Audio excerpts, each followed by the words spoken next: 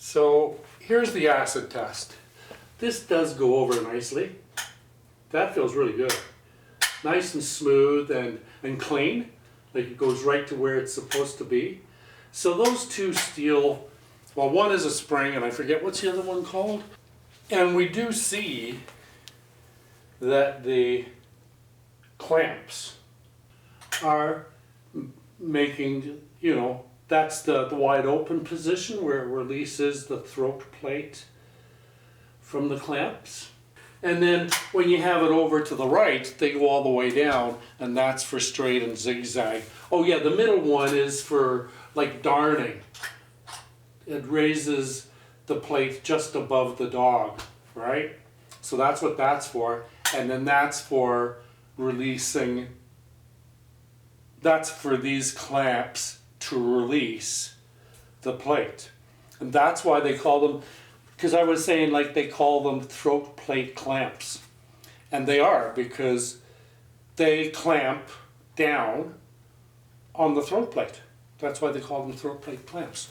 And it really is interesting how much thought they put into naming the pieces of all these little machines that they had to build and design and put together to come up with a sewing machine.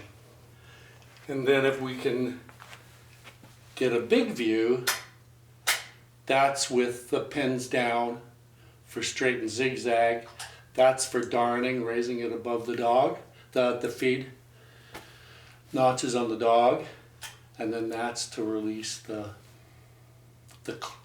throat plate entirely later.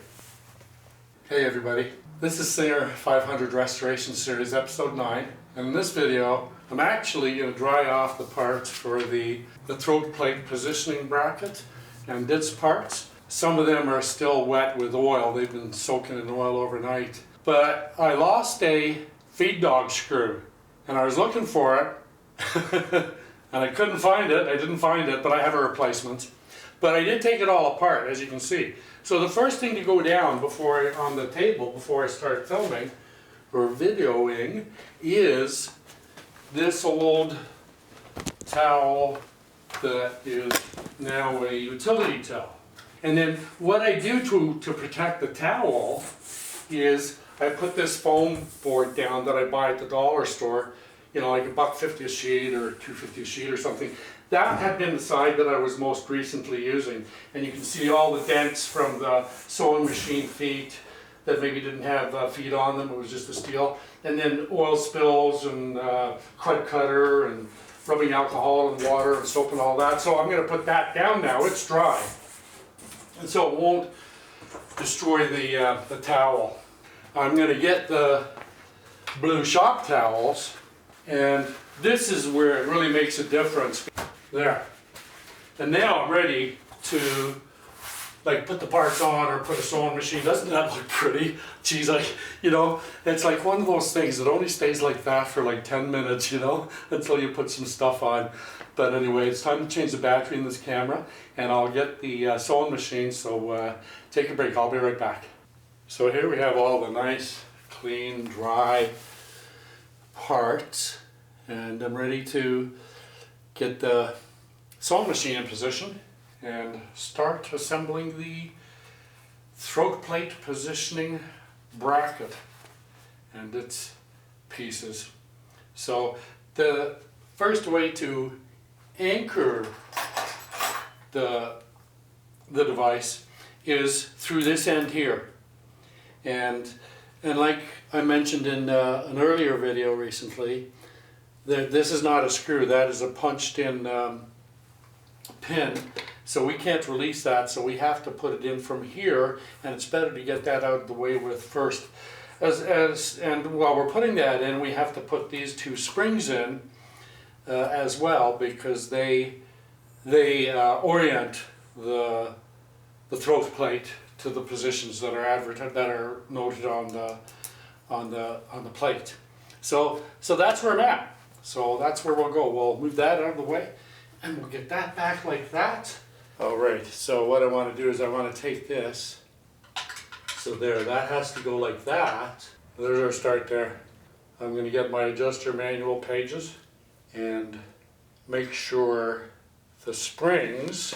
So here's the page out of the Singer Adjuster's Manual, and we can see that the two solid springs are here on the manual, showing us right here on this page. And this part of the page is all this end of the throat plate positioning bracket. So the first little spring, the short one, there. So it's difficult to see even on a good day. On like that. And now I have to put the screws in. Now I have to put the screws in, and I have to put the little plate on as well. And it's good I checked because oh no, I had it right side up. So that's how that has to go.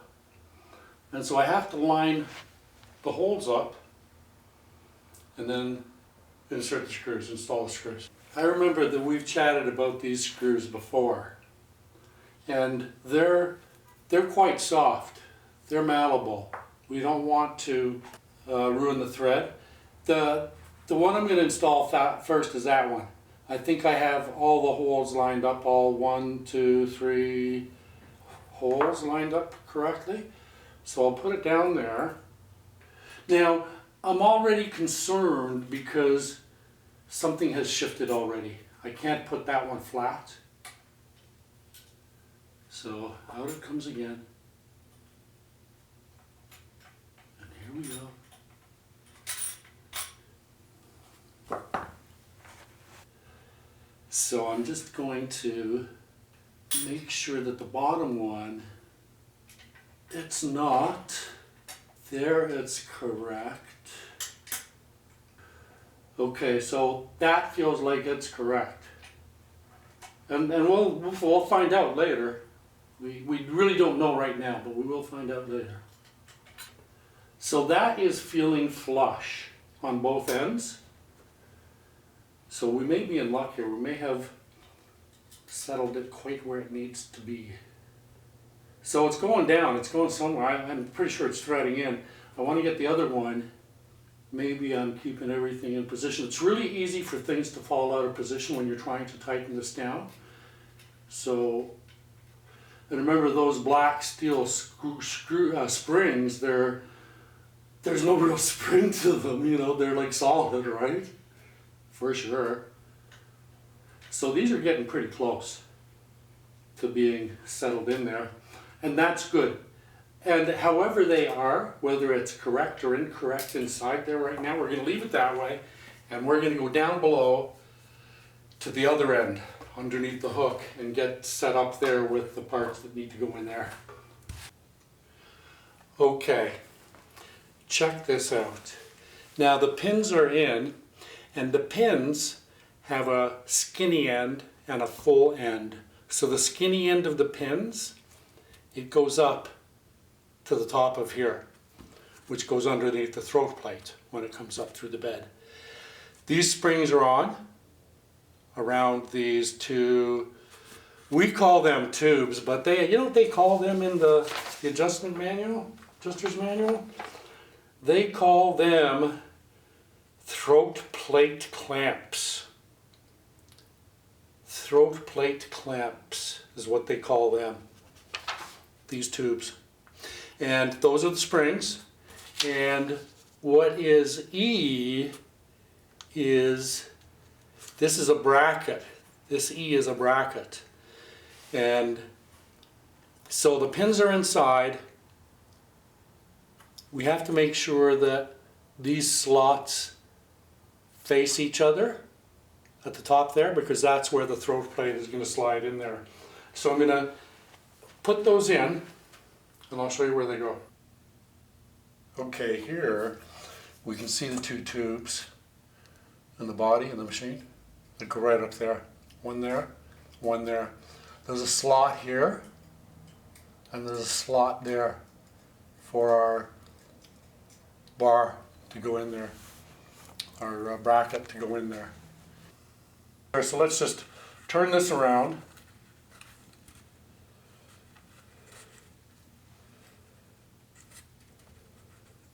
Like that.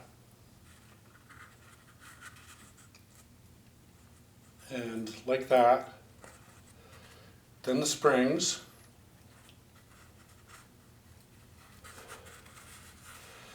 Then I want to make sure that the flat portions are facing in, because then that means it's lined up top. Okay, let's see with that there. Let's go with that.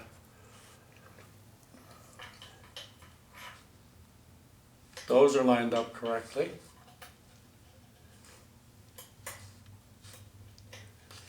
And they are sliding up.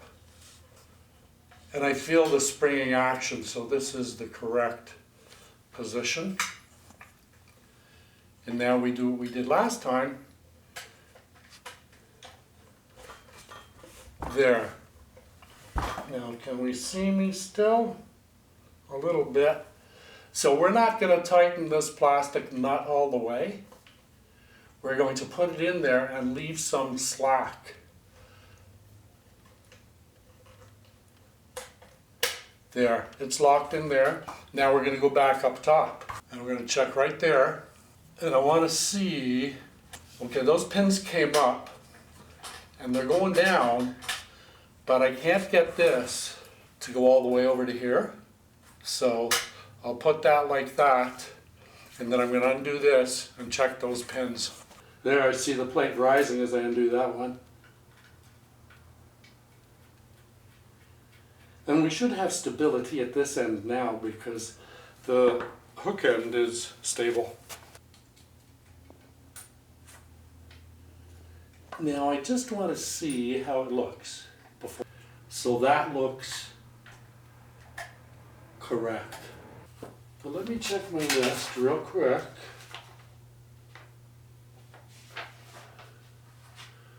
Okay, and it goes on like that. See, it's longer on one side, I believe.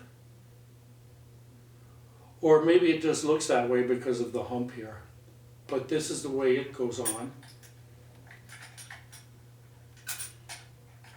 And it's still correct there. And now it's correct there. And you know what? I'm doing it there now and it's correct. So I'll just leave it centered, slack, and get the plate on, the little name plate on.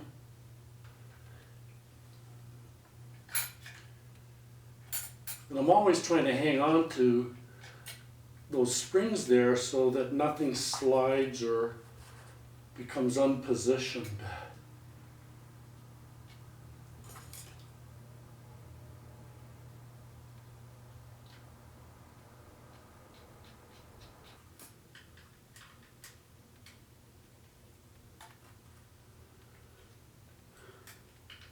Okay, see that I've snugged up those. So I'm going to have to play with that because there's an issue there. Let's take this right out at this end because I want to see what's going on with those black springs underneath.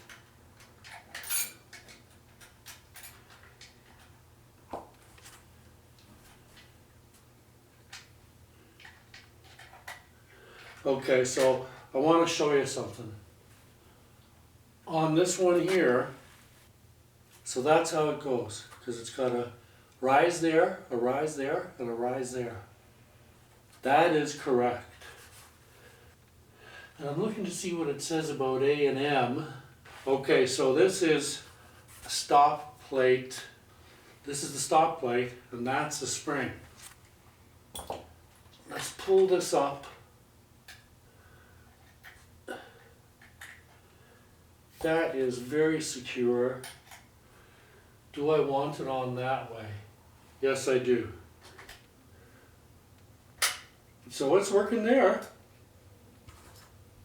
Maybe that was the key, to put that screw on the left first. I think that was the key. Because that one on the bottom, if it slides out, that's what I believe is causing the problems, or was causing the issue. So there we are, my friends. It's back together. It is working. It's going to need some fine tuning a little bit, which I'm going to do. And for the intent of this video, we have achieved what we set out to accomplish. And you know, I don't mean to harp, but I love that this machine is so clean. And you know, it's one of the blessings. A lot of my machines were kind of train wreck sewing machines that you know, some of them came out of dumpsters. Yeah. So there we go. What are we doing next time? We're going to be looking at getting the pressure bar and needle bar set up for some, you know, for being put back in the front end, and I'm really looking forward to that. Once we get that needle bar and pressure bar in there, we'll be able to hook up the needle driving arm coming from the camp stack over to the needle bar and pressure bar and all that stuff at the front end. So, you know what, thanks for being here. If you can and you like to help, it doesn't cost much to subscribe, it's free. All you gotta do, it takes like 10 seconds to click on a thing there. So yeah, I'd really appreciate your help, thank you. But I want you guys to stay safe, have fun, and come on back next time, and adios amigos. Thanks again.